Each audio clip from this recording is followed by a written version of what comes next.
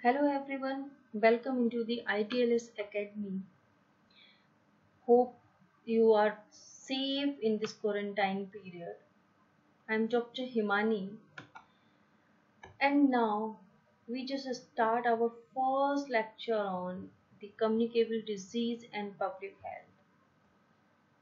So, the first thing is just we are discussing about the introduction of communicable disease.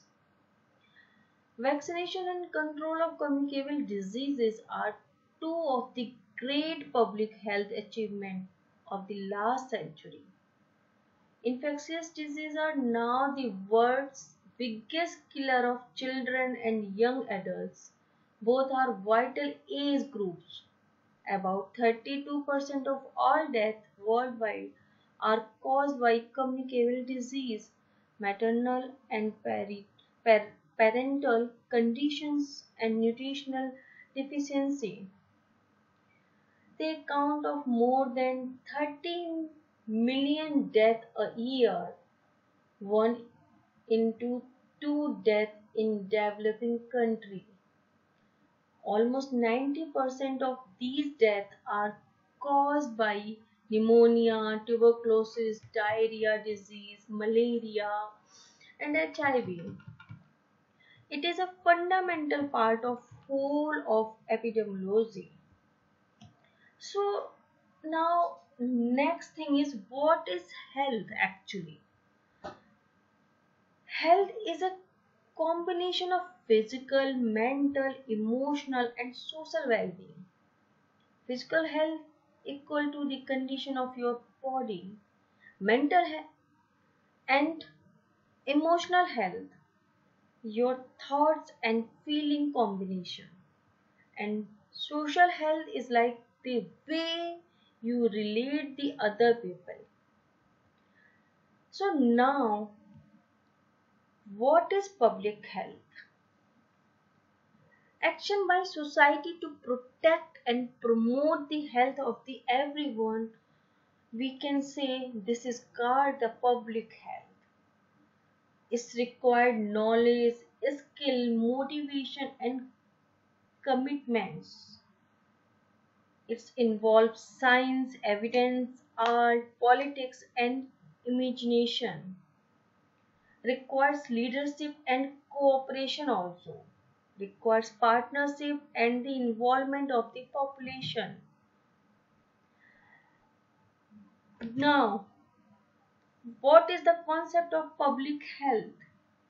The science and art of preventing disease, prolonging life, and promoting physical health and efficiency through organized community efforts for the sanitization of environment, the control of community infection, the education of the individual in the principle of personal hygiene, the organization of medical and nursing service for early detection and prevention treatment of disease. The science and art of preventing disease, promoting health, and prolonging life through organized efforts of society.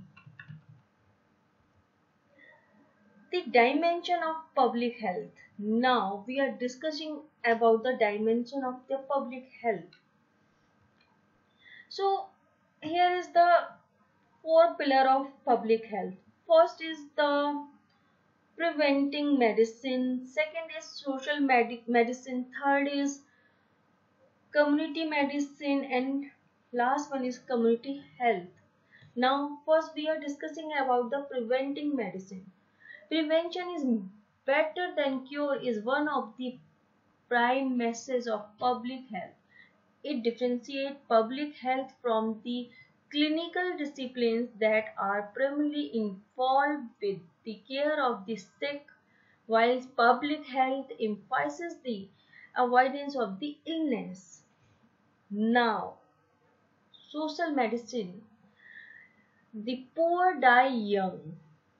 The rise of social medicine consists with increasing realization of the link between social status and the health of individual and communities. Now we are discussing about the community health. Yes, community health deals with the services that aim at protecting the health of the community. The interventions vary from environmental sanitizations, including vector control, to personal health care, immunization, health education. Now, what is the community medicine? That specialty which deal with populations and compromise those doctors who try to measure the need of population both sick and well, who plan and administrate service to meet those needs, and those who are engaged in research and teaching in the field. So now, primary prevention of communicable diseases. Community actions involved in these things. So many points we can cover in these community actions, like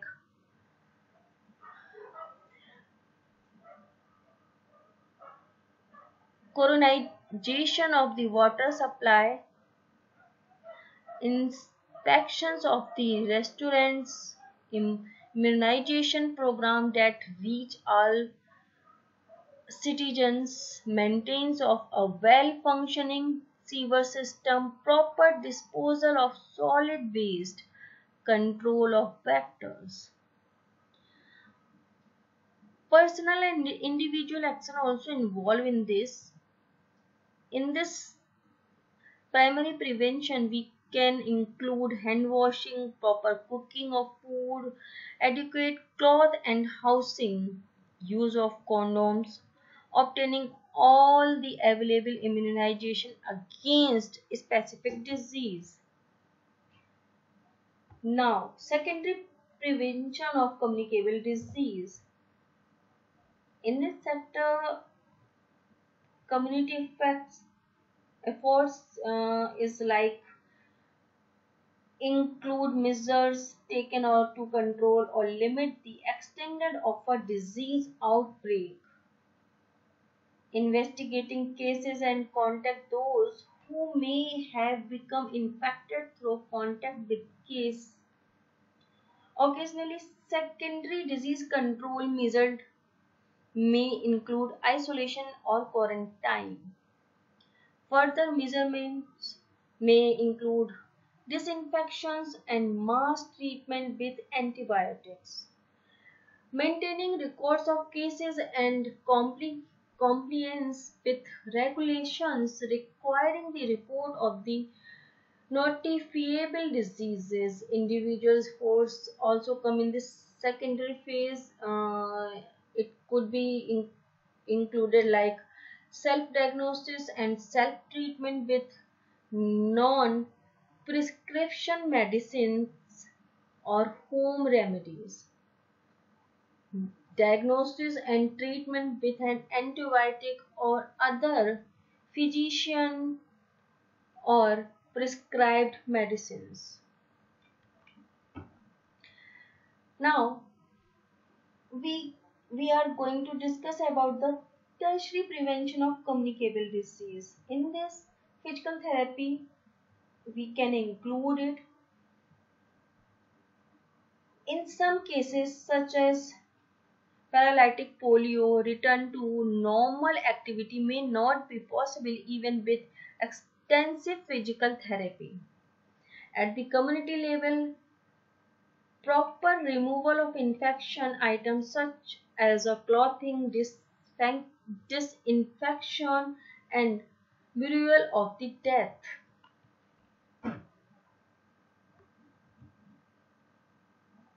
Now, herd immunity for the prevention. Here we can discuss about the herd immunity because Here immunity is the main pillar for preventing of communicable disease. Like when a high percentage of the population is vaccinated, it is difficult for infectious disease to spread because there are not many people who can be infected. We can understand by example here. Suppose if someone with suffering with coronavirus is surrounded by the people who are vaccinated against corona, the disease cannot easily be passed on the anyone and it will quickly disappear again. This is called herd immunity or herd protection, and it gives protection to vulnerable pupils such as newborn babies, elder pupils, and those who are too sick to be vaccinated. So you can also understand by these photographs of herd immunity. So now rainbow of health determinants. Economic, environment, and social equities can determine pupil risk of getting ill, their ability to prevent sickness, or their access to effective treatment. Now, just we can understand like this the rainbow of health determinants is divided in different parts. Like we can start as age, sex, and hereditary factors.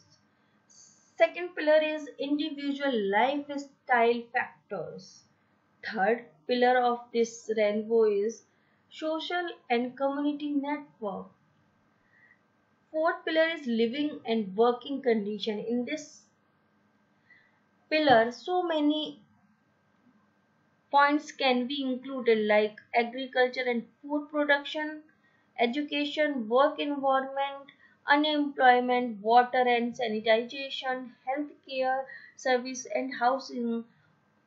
These all things are included in the living and working condition. And last, general socio-economic, culture and environmental condition play a crucial role in this rainbow of health determination. Disease and its type. So now what is disease? Any disorder or malfunctioning of the body or mind that destroy good health can be called as a disease. A disease can be caused due to a variety of reasons. Every disease has characteristic symptoms through which we can identify the types of disease. Now, types of diseases. We can differentiate or we can be divided into two parts: communicable disease or non-communicable disease. Communicable disease is like these are infectious disease capable of passing from one person to another person. Non-communicable disease are those diseases which are not infectious, which may result from genetics or lifestyle. Communicable disease. Now we are going to understand what is the communicable disease. Disease that are spread from one person to the other. Disease that are caused by germ or pathogen. Pathogen can enter the body through direct or indirect contact causing illness like influenza.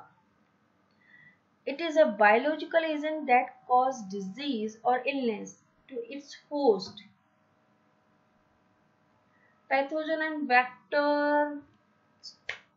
We can understand what is the pathogen. Pathogen are disease causing agent. Bad germs is the example of pathogen. And now vector. Vector are disease causing organisms that carry pathogens from one host to another.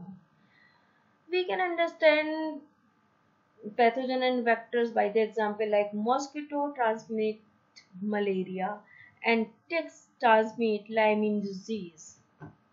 These are the examples of the pathogen and vectors. So now types of pathogens. There are different types of pathogens: bacteria, virus, fungi, and protogens. So we can understand is a basic concept. What is a bacteria? Bacteria is a single celled organism. And what is the viruses? Viruses are genetic material surrounded by a pathogen coat. Example of the viruses is HIV, cold, influenza. In these days we are suffering from coronavirus is also an example of virus. And fungi can be multicellular or single celled, like so many types of fungal infection, like at least food is also example of fungi. Protozoans are single celled organisms like a malaria. So different types of pathogen and disease we can see here. The list of bacterial disease, parasitic disease, viral disease, influenza, fungal disease. It could be, this chart can be a brief knowledge about the different types of diseases of bacterial, parasitic and viral, influenza and fungal disease to understand. Now, mode of the transmission.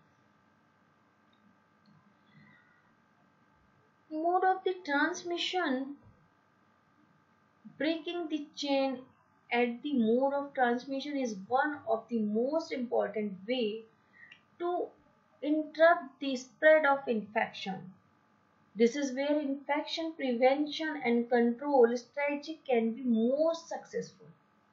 Microorganisms are transmitted in healthcare setting by four main routes: contact, droplets, airborne, common vehicle. So now first we are going for discussing about the mode of transmission is like contact. Contact is most frequent mode of transmission of healthcare associated infection and can be divided into direct and indirect. Direct involves direct body surface to body surface contact and physical transfer of microorganisms between an infected or colonized person to another person by touch. Indirect involve contact between a person and a contaminated objects. This is often a result of unclean hand contaminating an objects or environment. The microorganisms remain on the surface to be picked up by the next person who touched it.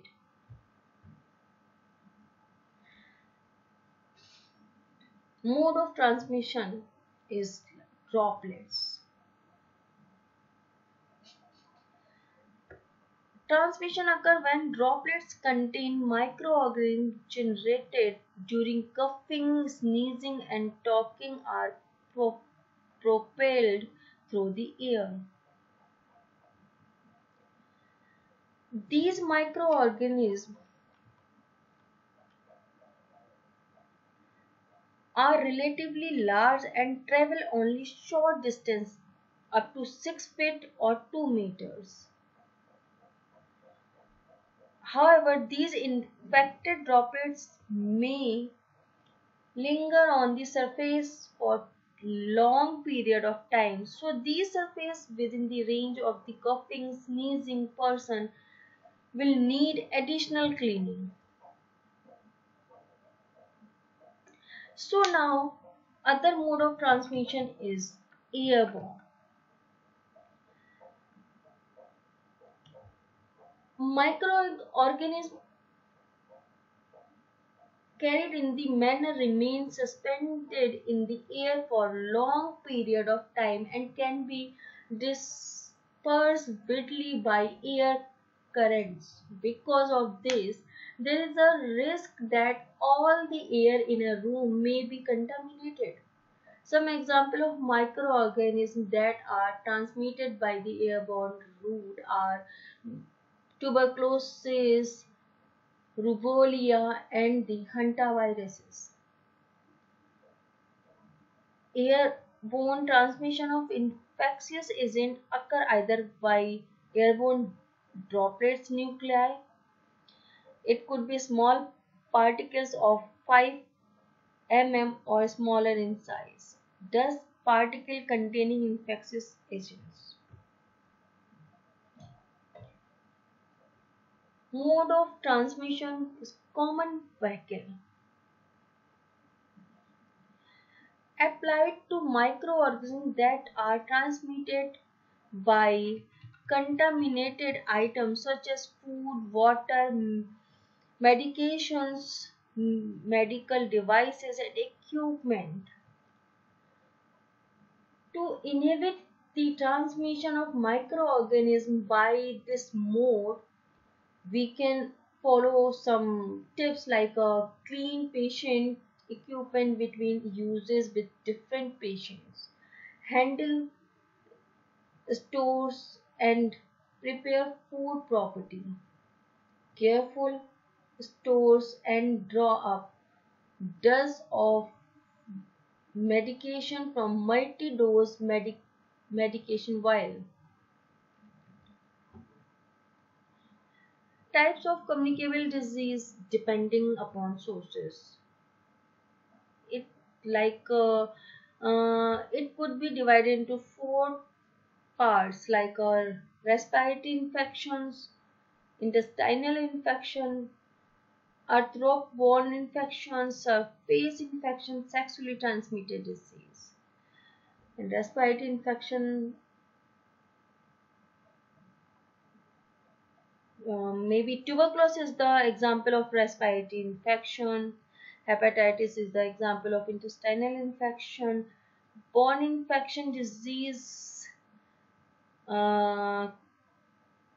plague could be the example of borne infectious disease, and leprosy, example of the surface infection, and AIDS is the example of sexual transmitted disease. Now, periods of disease. Here, infectious typically have 5 stages. Now, we are going to understand these 5 stages. First is incubation period.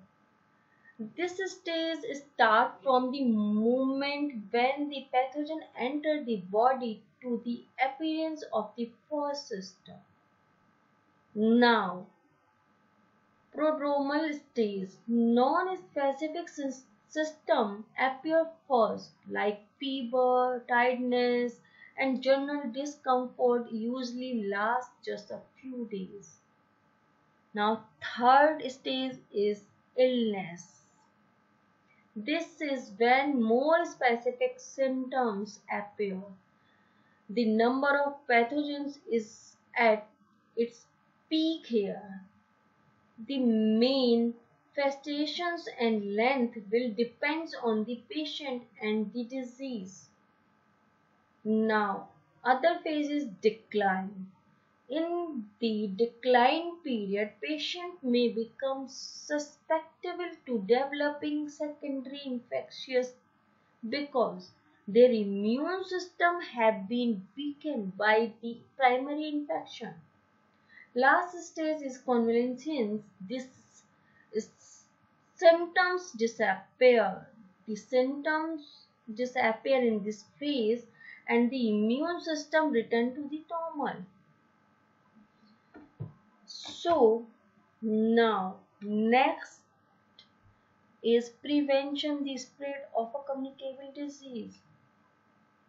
In this phase we can add so many things like wash your hand often. This is especially important before and after preparing food, before eating and after using the toilet. Now, second thing is get vaccinated. Immunizations can drastically reduce your chances of contracting many diseases. Keep your recommendation vaccines up to date. Third is use antibiotics sensibly. Take antibiotics only when prescribed, unless otherwise directed or unless you are allergic to them. Take all prescribed dose of your antibiotics even if you being to feel better before you have complete the medication. Next is the stay at home if you have signs and symptoms of an infection. Don't go to work or class if you are vomiting, have diarrhea, or are running a fever. Be smart about food preparation. Keep counters and other kitchen surface clean when preparing meals. In addition, purposely refrigerator leftovers. Don't let cooked foods remain at room temperature for an extended period of time. Practice safer sex. Use condom. Get tested for sexually transmitted disease and have your partner get tested or abstain altogether. Don't share personal items. Use your own toothbrush, comb, or razor blade. Avoid sharing drinking glasses or dining utensils. Travel wisely. Don't fly when you are ill. With so many people confined to such a small area, you may infect other passengers in the plane, train, bus. Talk to your doctor about any special immunizations you may need. So now we are going to discuss about how are infected disease treated. If bacteria cause a disease, treatment with antibiotics usually kill the bacteria and end the infection. Viral infections are usually treated with supportive therapies like rest and increased fluid intake. Drugs have been developed to treat some but not all viruses. Topical antifungal medication can be used to treat skin or nail infection caused by fungi. Some fungal infections, such as those affected the lungs or the mucous membrane, can be treated with an oral antifungal. Most serve internal organ fungal infection, especially in people with weak immune system, may require intravenous antifungal medications. Now, diagnosis. How we can diagnose different types of communicable disease? We can diagnose by the laboratory test. In this phase, your doctor may order lab work or imaging scans to help determine what causing your symptoms.